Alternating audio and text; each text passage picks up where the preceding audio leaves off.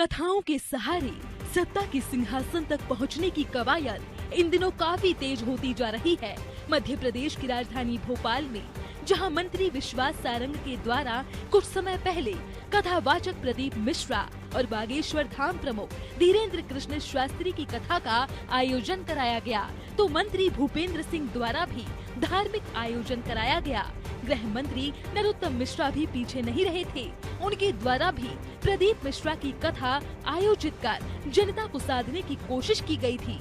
इस बीच कृषि मंत्री कमल पटेल के कमल सांस्कृतिक मंच के द्वारा मशहूर कथावाचक और social media influencer Jaya Kishori ji के द्वारा एक धार्मिक आयोजन किया जा रहा है। वैसे इस वक्त कोई महामारी है जिन्हें नरसिंह या माता पिता को स्वर्ग से मिले। अब नरसिंह की आखिरी दादी लेकर गए, नरसिंह की दादी नरसिंह ने किया गया सब मंदिर सत्संग कीर्तन जाति बूढ़ा माई का मंदिर सत्संग कीर्तन जाति। मैं हमेशा एक बात कहूँ कि आजकल कोई मेलो लगे तो माता टावरा ले जाओ, कोई नई मूवी लगे तो ले जाओ, कोई नए मॉल खुले तो ले जाओ, कथा में स्वस्थ रहे इसकी प्रार्थना करता हूँ। और हृदय नगरी है और आप हमेशा कमल की तरह खिलते रहे, हमेशा कमल खिलाते रहे ताकि हम इसी प्रकार विकास कराते रहे, साथ साथ धर्म की गंगा भी बहाते रहे और आप आनंदित होते रहे, क्योंकि जीवन में सबसे बड़ा सुख है खुश रहना, हंसना, प्रसन्न रहना, कमल की तरह खिलते रहना। इससे बड़ा कोई धन नहीं है, कोई दौलत नहीं है, कोई सुख नहीं है। सबसे बड़ा सुख प्रसन्न रहना, और प्रसन्न कब कर सकते हैं जब हम जिस मंच से मशहूर कथावाचक जया किशोरी हरदा की जनता को नानी माँ का मायरो नामक कथा सुना रही हैं। इस मंच पर कुछ समय पहले मुख्यमंत्री शिवराज सिंह चौहान मौजूद रहे और उन्होंने कृषि मंत्री कमल पटेल के क्षेत्र की जनता को 4000 करोड़ से अधिक की सौगात दी। इस मौके पर मुख्यमंत्री शिवराज सिंह चौहान ने लाडली महिलाओं की भी बात की और कमल पटेल की भी बात की और शिवराज सरकार के द्वारा किस तरह से मध्य प्रदेश की तकदीर बदलने का लगातार प्रयास किया जा रहा है, इसके बारे में भी हरदा की जनता को बताया। और कमल जी ने नाभीपट्टनम नाम हमारे हलिया में रखने की बात की है। ग्राम पंचायत का पूरा प्रस्ताव पारित हो जाए, नाभीपट्टनम नाम रखे नगर परिषद बना दिया जाएगा। हलिया हमारे बिजली के लिए सर्वे हो गए और सब स्टेशन की जरूरत होगी, तो चिंता कहाँ को करते अपने पास बिजली की कमी छोड़िए, बना देंगे काय की चिंता। हरदा विकसित शहर है हमारा। भारतीय बेटी ने भी कहा है कि 5 बार ट्रेनें जुड़े हैं तो उनमें विकास के लिए कुछ चाहिए, तो उनमें भी हमने तय किया है कि लगभग 5 करोड़ रुपए की लागत के अलग अलग काम हम करवा के उनको भी विकसित बनाने का काम करेंगे। खिलकिया को भी अलग अलग कुछ काम बताए हैं, तो कुछ अब हो पाएंगे, कुछ बात होंगे, क्योंकि अब 10-12 दिन में तो आचार संहिता लग जाएंगे। आप बताओ, आचार संहिता चुनाव के बाद कौन की सरकार आएगी? कमल पटेल की द्वारा 1 साल के भीतर जया किशोरी का यह लगातार दूसरा धार्मिक आयोजन कराया जा रहा है। इस मौके पर कमल पटेल के परिवार ने हरदा की जनता का आभार माना। कृषि मंत्री कमल पटेल ने बताया कि क्यों उन्हें डीपी वाले भैया तो पट्टे वाले भैया कहा जाता था। इसके साथ ही कांग्रेस पर आरोप लगाते हुए कमल पटेल ने कहा कि हमने जो कहा वो किया, लेकिन जब कमलनाथ की सरकार थी तब उन्होंने जो कहा था वह क्यों नहीं किया। पटेल ने कहा कि इस बार मध्य प्रदेश में भाजपा को ऐतिहासिक जीत मिलने जा रही है। मध्य प्रदेश में साल के अंत में विधानसभा के चुनाव होने हैं। बात करने के लिए हमारे साथ मौजूद हैं कृषि मंत्री कमल पटेल जी। सबसे पहले तो आज मुख्यमंत्री शिवराज सिंह चौहान क्षेत्र में आए, करोड़ों के विकास कार्यों की सौगात दी। क्या कहेंगे इन सौगातों को लेकर और ये सौगात किस तरह से जीवन बदलेंगी जनता का? देखिए, जब मैं पहली बार विधायक बना था 1993 में, विधायक बनने के बाद मैंने पद यात्रा की, क्योंकि सब जनता कहती थी चुनाव के पहले सब नेता आते हैं, प्रत्याशी आते हैं, लेकिन जीतने के बाद में कोई नहीं आता। लेकिन भैया आप जरूर आना, आपको हम जिताएंगे इस बार। क्योंकि मैंने युवा मोर्चे के अध्यक्ष के रूप में जो किसानों के साथ अन्याय होता था मंडी में, पुलिस के द्वारा लूट होती थी, किसी भी बिजली विभाग, हर विभाग, उसके खिलाफ लड़ाई लड़ता था और सब काम फ्री में कराता था। मैं विधायक बनने के पहले डीपी मंत्री कहने लग गए थे लोग, क्योंकि पहले पैसे डीपी मिलती थी। 5 की डीपी है ट्रांसफार्मर, 5 MVA का, बोले 63 का, तो 5,000 में बदलते थे जलने के बाद, और 100 का है तो 10,000। और गांव वालों को मालूम है इससे कम में लगते नहीं, तो चंदा करके जितने किसान आते थे वो पैसा लेके आते थे, फिर भी कई महीने लगते थे। लेकिन मेरे को जैसे ही पता लगता किसान आते मेरे पास, मैं युवा मोर्चे का अध्यक्ष था और फिर प्रदेश मंत्री रहा, तो बोले हमारे ट्रांसफार्मर जल गए, मैं चलो मैं दिला देता हूँ। और जैसे ही मैं गया विद्युत मंडल और मैंने अधिकारियों को बात करके दिलाई, तो थोड़ी देर से एक किसान आए मेरे पास कि भाई साहब इधर आओ, अंगोचे में बंधे थे 10,000 रुपये। बोले दे दो साहब को, आपके हाथ से। मैं काय के लिए? बोले ट्रांसफार्मर बदलने के, में नहीं लगते पैसे, फ्री में करते हैं हम तो। और बोले आज आपने दे दिया, बदल दिया, कल को आपने कहीं चले गए और हमारे जल गए तो कौन देगा? यानी ये परंपरा थी और मानते थे। मैंने कहा नहीं, एक नया पैसा नहीं देना। और उसके बाद मैंने कहा पैसे का क्या करें, तो मैंने कहा मंदिर बना देना, मंदिर में लगा देना। तो उन्होंने मंदिर में हनुमान जी के उसमें लगा दिए। और उसके बाद मैंने अधिकारियों को खिंचाई की, जबकि मैं विधायक नहीं था उस समय, युवा मोर्चे का जिला अध्यक्ष था। लेकिन अधिकारियों पे प्रभाव था और मैं कार्रवाई करा देता था, तो पूरे ट्रांसफार्मर फ्री में दिलाता था। उसके कारण मुझे लोग डीपी मंत्री कहने लग गए। मंडी के अंदर लूट होती थी, समर्थन मूल्य 335 रुपये था उस समय गेहूं का, और मार्केटिंग सोसाइटी एक खरीदी करती थी सिर्फ, वो रिजेक्ट कर देती थी किसानों का 99%, और फिर रिजेक्ट किया हुआ माल 250 रुपये में बिकता था। लेकिन मैं पहुंचता था, मेरे पास किसान आता था, हमारा अच्छा गेहूं, लेकिन फिर भी रिजेक्ट कर दिया। और फिर मैं अधिकारियों को जैसी भाषा मुझे समझते थे वैसी भाषा में उनको समझाता था, और फिर उनको वापस 335 में तुलवा था। तो जब वो गाड़ी लेके घर जाते थे वापस, बैलगाड़ी वाला या ट्रैक्टर ट्राली वाला, तो चौपाल पर गांव के अंदर बैठते ही लोग आम के पेड़ के नीचे, नीम के छांव में, मंदिर में, क्यों भैया क्या भाव बिका? बोले भैया वो पहले तो 255 में बिका, लेकिन वो एक दुपट्टे वाला भैया आया इंदौर से, युवा मोर्चे वाले भैया, डीपी वाले भैया, युवा मोर्चे के, उन्होंने जो है 335 में तुलवा दिया, बिकवा दिया। जब वो घर में खाना खाता तो पत्नी पूछती, क्यों जी क्या भाव बिका? बोले पहले तो 255 में बिका था, लेकिन कमल पटेल आए इंदौर से, उन्होंने युवा मोर्चे वाले, बीजेपी वाले, उन्होंने 355 में बिकवा दिया। तो मैं विधायक बनने के पहले ही चौके तक पहुंच गया, घर घर लोगों के दिल में बस गया। इसलिए मेरे को जब पार्टी ने उम्मीदवार बनाया तो विष्णु राजौरिया जी थे, 10 साल के विधायक, मंत्री रहे, अर्जुन सिंह के खासम खास थे।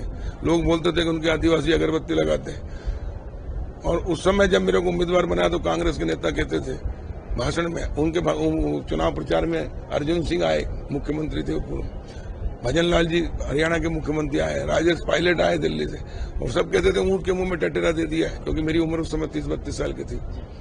तो मैंने कहा था कि ऊंट टटेरे में एक पांस होती है, वो पांस जो है कांग्रेस के जबड़े में ऐसी फंसेगी कि जिंदगी भर नहीं निकलेगी, तो वो जिंदगी भर नहीं निकल रही। और आज मुझे 30 साल हो गए इस चीज का। लेकिन मैंने विधायक बनने के बाद में जनता का दिल जीतने के लिए, विश्वास जीतने के लिए पदयात्रा की, और गुप्तेश्वर मंदिर से पदयात्रा करके जब मैं गया, पहला गांव था शोभापुर, नदी पार करके, नदी में से जाना पड़ा पानी में गिरते पड़ते, तो गांव वालों ने पलंग बिछाकर, गद्दा बिछाकर बहुत स्वागत किया। 2 बुजुर्ग पटेल आए, एक इधर से मेरा हाथ दबा रहा है, एक उधर से। मैंने दादा मैं थका थोड़ी, अभी 3 किलोमीटर ही आया। बोले दमाने जिंदा विधायक कैसा होता है, हम हाथ लगा के देखे, एहसास करें। हमको बहुत अच्छा लग रहा, पहली बार जीवन में हमारे गांव में कोई विधायक आया। यानी कांग्रेस के विधायक कभी गांव में जाते नहीं थे पहले। और उसके बाद मैंने जहां जहां नदी पार की, नाले पार किए, कच्ची कीचड़ में गया, तो वहां सब जगह मैंने सड़कें और ब्रिज मेरे आंखों के नजर में थे कहाँ। तो तब से मैं देख रहा था। लेकिन इस बार जब मैं कृषि मंत्री बना तो मंडी सड़क निधि से मैंने उसका सदुपयोग किया, और माननीय मुख्यमंत्री जी के सहयोग से, उनके आशीर्वाद से मैंने उनसे अनुमोदन कराकर 71 सड़कें और 26 ब्रिज बना दिए, ताकि 100% मेरे चौकड़ी बन गई और सब ब्रिज बन गए। जो काम आजादी के 75 साल में नहीं हुए थे, जो अंग्रेजों के शासन 200-250 साल में नहीं हुए, जो राजा महाराजाओं के हजारों साल के शासन में नहीं हुए, बल्कि ये कहें कि जब से नदियां हैं, उन नदियों पे ब्रिज नहीं बने थे।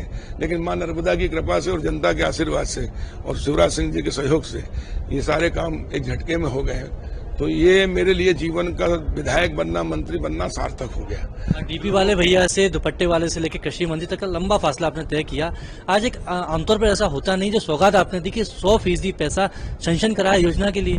100% हरदा जिला सिंचित होगा, इसलिए आज विश्व हृदय दिवस है और हरदा को महात्मा गांधी जी ने हिंदुस्तान का हृदय स्थल कहा था।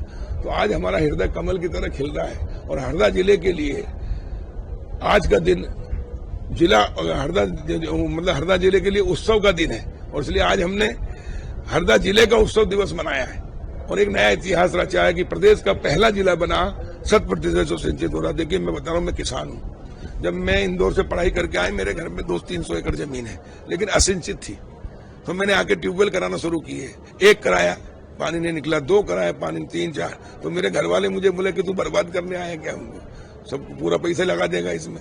तो मैंने कहा बगैर सिंचाई के तो खेती होती नहीं है। तो जब मैंने कहा कि मैं इतना सक्षम किसान हूं, मेरे पिताजी ताऊ जी पैदा हुआ जब से ऐसी जमीन, तो जो 2 एकड़ 5 एकड़ 10 एकड़ वाले किसान हैं, अगर उनकी सूखी जमीन में घाटे की खेती होती 1600 के हजार, और वो बेचारे ट्यूबवेल कराकर, कुआं खुदवा कर और सूखा हो जाता था। एक किसान ने 10-10 20 ट्यूबवेल कराए, पानी नहीं निकला, तो उसने अपनी जमीन बेच दी, पत्नी की रकम गिरवी रख दी, मकान बेच दिया, बर्बाद हो गए। कई लोगों ने आत्महत्याएं कर दी ये पानी के अभाव में, क्योंकि सूखी जमीन घाटे की खेती है। कर्ज में पैदा होता था किसान, कर्ज में मरता, औलाद को कर्ज में छोड़ गया था। और इसलिए हमारे मन में एक टीस थी कि मेरे जिले के किसानों को किसी प्रकार की तकलीफ न, क्योंकि छोटा किसान को कोई 1 रुपए 2 रुपए सैकड़े में देता, 10 रुपए 20 रुपए सैकड़े में लाता है। और जब पानी, वो सोचता है कि पानी निकल जाएगा तो मैं फसल पैदा करके और दे दूंगा, लेकिन अगर सूखा निकल जाए, और सूखा निकलता ही है, तो कई किसान बर्बाद हो गए। लेकिन ये 100% सिंचित होने से अब किसान को न ट्यूबवेल कराने की जरूरत, न कुआं खुदवाने की जरूरत, न पाइप लाने की जरूरत, न मोटर लाने की, न इंजन की, न डीजल की। कांग्रेस के राज में एक गांव में 1-1 करोड़ का डीजल जलता था, हर गांव में 1-1 करोड़, जब जाके पलेवा और खेती होती थी और फसल होती थी तो उसका ब्याज में ही और उसके डीजल में ही पूरी चल जाती थी, और इसलिए किसान घाटे की खेती करता था। लेकिन अब भारतीय जनता पार्टी के राज में 100% सिंचित हो गई, बिजली भी पर्याप्त आ रही है और किसान का कोई पैसा नहीं लगेगा। ऊपर से किसान सम्मान निधि, कल्याण निधि मिल रही है, अगर फसल खराब हो जाए तो बीमा मिल रहा है, और तीसरी फसल के रूप में हमने मूंग की फसल भी दे दी, तो 4000 करोड़ की मूंग हो गई हरदा नर्मदापुरम। तो इससे किसान की आय प्रधानमंत्री नरेंद्र मोदी जी का जो संकल्प है उससे ज्यादा हो गई, 2 गुना से 4 गुना हो गई, और हमारे यहाँ का किसान संपन्न है। तो ये मेरे लिए इससे खुशी की बात और कुछ नहीं हो सकती कि जो तकलीफ असिंचित खेती में हमारे परिवार ने, हमने जो भोगी है, वो हमारे जिले के किसानों को ना भोगना पड़े। और आगे उनको कस कर दिया तो छोटे से किसान, जो 76% किसान छोटा है, मध्य प्रदेश में 1 करोड़ 3 हजार किसान, उसमें तो 76 लाख किसान 5 एकड़ से छोटा है, 48 लाख किसान 2.5 एकड़ से नीचे, और 28 लाख किसान 2.5 से 5 एकड़ है। कांग्रेस का वरदान है, इनके लिए वरदान है। कांग्रेस गारंटियां देने की बात कर रही है, 11 तरह की गारंटी देगी, कुछ पैसे भी देगी, बिजली की बात कर रही है, और नारी सम्मान के नाम पर महिलाओं को 1500 रुपए देने की बात गारंटी दे रही है कांग्रेस। तो इस गारंटी का बीजेपी किस तरह से अप्लाई करेगी? पहली बात, पिछली बार पहले कांग्रेस घोषणा करती थी लेकिन एक भी घोषणा पूरी नहीं की, इसलिए घोषणा पर से विश्वास उठ गया, कांग्रेसियों का खुद का उठ गया। उन्होंने कहा अपनी घोषणा पर कोई विश्वास नहीं करेगा, तो उन्होंने नया नारा लाए, वचन, क्योंकि हमारा देश राम का देश है, रघुकुल रीत सदा चली आई, प्राण जाए पर वचन ना जाए। और इसलिए उन्होंने कहा कि राम का देश है, वचन पे विश्वास करता है। और इसलिए क्योंकि राम जी ने, दशरथ जी ने केकई को वचन दिया तो वनवास चले गए 14 वर्ष के लिए, तो बोले इस पे विश्वास करेगी जनता। और वाकई में जनता उनके विश्वास में, उसके झांसे में, उनके धोखे में, उनके षड्यंत्र में फंस गई, लालच में। किसान, महिलाएं, स्वयं सहायता समूह और बेरोजगार, दैनिक वेतन भोगी या कहें विधवा, वृद्ध, सबको एक तरह से झांसे में फंसाया और वोट ले लिए। लेकिन फिर भी इनको उतने वोट नहीं मिले, 1 लाख वोट हमको ज्यादा मिला, लेकिन सीटें उनकी ज्यादा आ गई। लेकिन सरकार में आने के बाद कमलनाथ जी ने एक भी वादा पूरा नहीं किया, बल्कि किसानों को तो बहुत बड़ा षड्यंत्र करके धोखा दिया कि पहले ऑर्डर कर दिया कि 31 मार्च 2018 तक के 2.5 लाख तक के किसानों का कर्जा माफ किया जाता है। दस्तखत कमलनाथ मुख्यमंत्री, और समाचार पत्र टीवी में आ गया कि 10 दिन का कहा था लेकिन 2 घंटे में कर दिया। आप लोगों ने करा था, लेकिन उसके कारण किसान बेफिक्र हो गए, उन्होंने जो किस्त नहीं भरी, और उसके कारण 2 लाख तक के सारे किसान डिफाल्टर हो गए, उनके ऊपर ब्याज की गठरी आ गई, उनको किसानों को खाद बीज नहीं मिला। तब मुख्यमंत्री शिवराज सिंह जी ने उपचुनाव में कहा कि मैं इस गठरी को उतारूंगा अगर सरकार बनती है तो। फिर सरकार बनी, और कांग्रेस ने जो धोखा दिया जनता के साथ, तो जनता भी कम धोखा खा सकती है, लेकिन धोखा खाने के बाद में जब पछताती है तो ऐसा धक्का दिया उपचुनाव में कि कांग्रेस का सफाया हो गया। कांग्रेस में जब तुलसीराम सिलावट जीते तो 2200 वोट से जीते थे, और जब वो भाजपा में आए तो 54,000 से जीते। प्रभुराम चौधरी डॉक्टर साहब 64,000 से जीते, 40,000 से जीते। इसका स्पष्ट संकेत है कि कांग्रेस के 15 महीने के कुशासन से लोग त्रस्त हो गए थे, जनता ने धोखा खा लिया था, उसने धक्का दिया। और देखिए, धक्का धोखा देकर आप एक बार जीत सकते हो, दोबारा कभी नहीं। इसलिए अब ये कुछ भी कहें, ये गारंटी दें, वचन दें, ये नाक रगड़े, पैर पड़े, उल्टे लटक जाए, कस्में खा लें, तो भी कोई इस पे विश्वास नहीं करेगा और कांग्रेस का सफाया होगा। सनातन धर्म पर बड़ी बातें खड़ी कर रहे हैं लोग, इंडी गठबंधन के लोग, कि सनातन की तुलना डेंगू मलेरिया से कर रहे हैं। देखिए, कांग्रेस और विपक्ष ये हमेशा फूट डालो राज करो की नीति अपनाते रहे, तुष्टीकरण की नीति अपनाते रहे, जातिवाद लेकर आए और फूट डालो राज करके करते रहे, और सबसे ज्यादा हिंदुओं को गाली दी, सनातनियों को गाली दी। लेकिन हमको गर्व है, हम हिंदू हैं, हमको अपने सनातन धर्म पर गर्व है, क्योंकि हमारा सनातन धर्म सबका साथ, सबका विकास, सबका विश्वास और सबको लेकर एक परिवार के रूप में चलते हैं। हम तो विश्व कल्याण की बात करते हैं, इसलिए तो हमारी संस्कृति, हमारा देश दुनिया में सिर मोड़ता, भारत विश्व गुरु था, ऐसे ही नहीं था। और इसलिए, लेकिन कांग्रेसी और विपक्ष जितना हिंदुओं को गाली देते, तो जो बाकी लोग हैं देश के अंदर, जो देश को तोड़ना चाहते हैं, जो देश की खाते यहाँ की बजाते दूसरे देश की है, वो खुश होते हैं और उनके वोट बढ़ते हैं। और हिंदू समाज जातियों में बटा हुआ रहता है, उसकी फूट डाला। लेकिन राम जन्मभूमि आंदोलन के बाद पूरा हिंदू समाज एक हुआ है और संगठित हुआ है, और अब वो भी जाग गया है गालियां खा खा के। भगवा त्याग, तपस्या और बलिदान का प्रतीक है, शौर्य का प्रतीक है। लेकिन दिग्विजय सिंह जब मुख्यमंत्री थे, रात दिन पानी पी पी के गाली देते थे, भगवा आतंकवाद है। जो आतंकवादी को हाफिज जी बोलते थे, और भगवा जो हमेशा परोपकार करता है, सदाचार करता है, सबको लेके चलता, सबको समाहित करता है, उसको आतंकवाद कहते थे, ताकि उनको तुष्टीकरण और मुस्लिम वोट मिले। और इस कारण जनता इनसे नफरत करने लग गई, जनता के सामने एक्सपोज हो गए, और हिंदुओं में भी अब संगठित होकर, हिंदू भी अब संगठित होकर वोट देने लगा कि उसका हित कहाँ है। और इसलिए अब कांग्रेसियों को भी लगता है कि अब हिंदू का विरोध करके, गाली देकर अब सत्ता से बाहर हो गए, तो अब सत्ता में आने के लिए जैसे पानी से मछली को निकाल दो तड़पती रेत में, इस प्रकार कांग्रेस भी छटपटा रही है सत्ता में आने के लिए, तड़प रही है। और इसलिए हाय सत्ता करते करते उनको सत्ता के लिए कुछ भी कर सकते हैं। और इसलिए जिस राम को काल्पनिक कहते थे, राम सेतु वो कहते थे वो मानव निर्मित है ही नहीं, काल्पनिक थे, राम थे नहीं, तो सेतु कहाँ से बनाया? जन्मभूमि अयोध्या में मंदिर कहाँ से बनेगा? कोई पैदा ही नहीं हुआ। तो कहानियां हैं। वो अब राम भक्त बन रहे हैं, नास्तिक आस्तिक हो गए। ये भी हमारी जीत है, हमारी विचारधारा की जीत है। लेकिन नकली गांधी जिस प्रकार वो बने, गांधी जी के नाम का इंदिरा जी ने चोला ओढ़ा, फिर इंदिरा जी के बाद राजीव गांधी हो गए, सोनिया भी गांधी हो गई, प्रियंका भी गांधी हो गई, और राहुल भी गांधी हो गए। इसी प्रकार इन्होंने तिरंगा झंडा जो राष्ट्रध्वज है उससे अपने आप को जोड़ के कांग्रेस का तिरंगा झंडा बना दिया। तो लोग शुरू में भ्रमित रहे क्योंकि शिक्षित नहीं थे, अब सब समझ गए। और इसलिए अब ये कुछ भी कर लें, कुछ भी बहाना पहन लें, कुछ भी कर लें, लेकिन ये जनता के सामने एक्सपोज हो गए। और इसलिए अब जनता इनको स्वीकार नहीं करी, बल्कि नफरत करने लग गई। जनता इनको नकार दिया है, और इसलिए जनता में इनका कोई जनाधार नहीं है। और कांग्रेस के कार्यकर्ता समर्थक भी हम इनसे दूर हो गए, मोदी जी के भक्त हो गए। तो मोदी जी जो कहते हैं वो करते हैं, 100 टन खरा, जो कहा सो करा। और इसलिए मोदी जी के साथ पूरी जनता है, कांग्रेस के साथ कार्यकर्ता भी नहीं, नेता ही नेता है। आखिरी सवाल है, आप लोगों ने कहा है कि फिर इस बार भाजपा सरकार, तो इस बार बीजेपी को कितनी सीटें मिलने जा रही हैं? इस बार बीजेपी को जितने भी अभी तक चुनाव हुए, 2003 में हम 173 आए सबसे ज्यादा, इस बार उससे भी ज्यादा लाएंगे।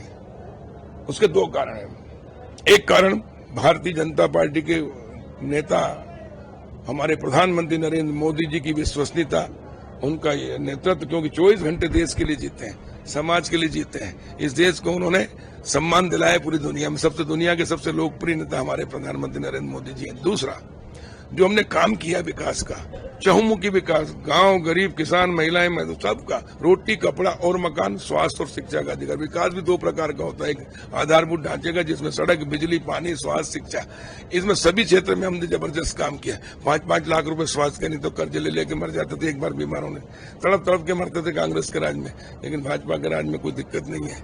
और इसी प्रकार व्यक्तिगत विकास में रोटी, कपड़ा और मकान, कांग्रेस ने 60 साल राज किया लेकिन शौचालय नहीं बनाया एक हिंदुस्तान में गरीब का।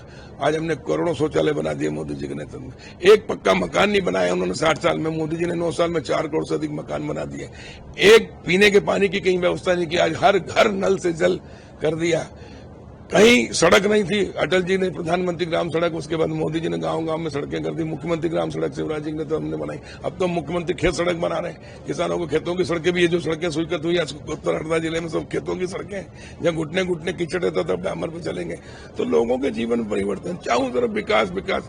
बुलेट ट्रेन चल रही है, मेट्रो शुरू हो गई है, रेलवे स्टेशन 60 साल में एक जगह कहीं और फ्लाई ओवर नहीं बनता था जिले में कहीं, लेकिन आज सब फाटकें, डबल फाटक बंद, सब फ्लाई ओवर, अंडर ब्रिज बन रहे हैं। रेलवे स्टेशन एक नहीं, सैकड़ों रेलवे स्टेशन एक झटके में। तो ये चमत्कार हो रहा है। मतलब कांग्रेस जी कहते हैं पैसा कहाँ से आता क्या है, तो हम कहते हैं कि हमारी नीति अच्छी है, हमारी नीयत अच्छी है, हमारे नेता अच्छे, इसलिए ईश्वर की भी कृपा होती है हमारे ऊपर। और कमल का फूल तो खुशहाली, समृद्धि, विकास का प्रतीक है। तो लक्ष्मी जी को कमल का फूल पसंद है, तो लक्ष्मी जी भी हमारे ऊपर प्रसन्न है, नर्मदा मैया प्रसन्न है, सरस्वती मैया प्रसन्न है और जनता प्रसन्न है। और इसलिए और ऊपर वाला भी देता, और इसलिए हमारा, क्योंकि हमारा है अपने और अपने परिवार के लिए नहीं है, समाज और राष्ट्र हमारा परिवार है, और इसके लिए हम काम करते हैं। हमारे लिए पहले देश और फिर समाज और उसके बाद ये, और उसके कारण जो हम कहते हैं वो करते हैं। इसलिए हमारी विश्वसनीयता है, और कांग्रेस की विश्वसनीयता खत्म हो गई। इसलिए हम कह रहे हैं कि हम 200 से अधिक सीट जीतेंगे, कांग्रेस विपक्ष के नेता लायक भी नहीं रहेगी। ये तो थे हमारे साथ कृषि मंत्री कमल पटेल, जिन्होंने कहा कि मध्य प्रदेश में चौतरफा विकास हुआ है और यही कारण है कि इस बार मध्य प्रदेश में रिकॉर्ड तोड़ जीत बीजेपी हासिल करने वाली है। कैमरा पर्सन अरविंद के साथ वैभव गुप्ता, अनादि टीवी, भोपाल।